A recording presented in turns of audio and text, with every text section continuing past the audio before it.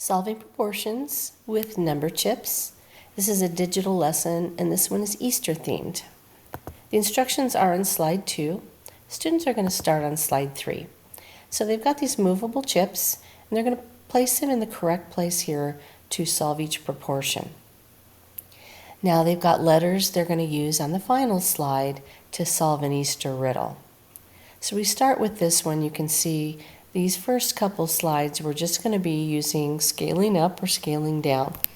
So here you can scale up by multiplying by 4. So here we need to find what number we can multiply by 4 also to get 16, and that would be 4. So they click and hold on the edge and they move that into place. And now they've solved their proportion. 25/35, you can see that we are scaling down by dividing by 5. That would make this a 7. And again, click and hold on the edge. And this one we're scaling down by dividing by 4, and so on.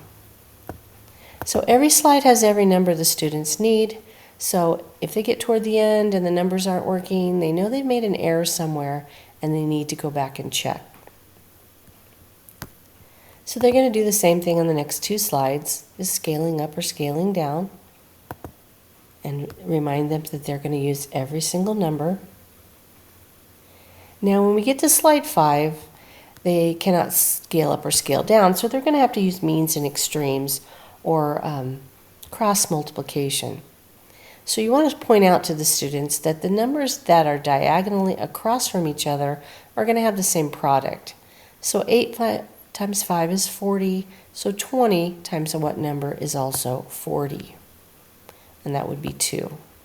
4 times 9 is 36, so 12 times 3 would also be 36. And they're going to use every number there.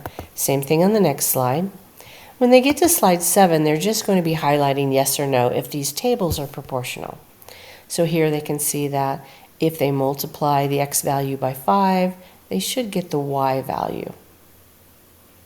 And that works with every column, so that means the table is proportional. So they click on it, and then they can choose a color to fill that in.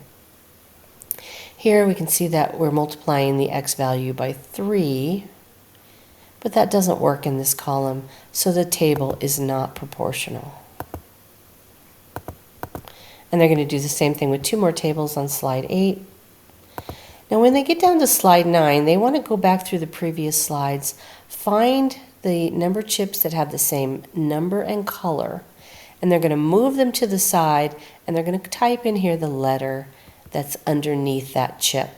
If they do, they will solve the Easter riddle, if they've done these correctly. So that is the Easter version of solving proportions with number chips.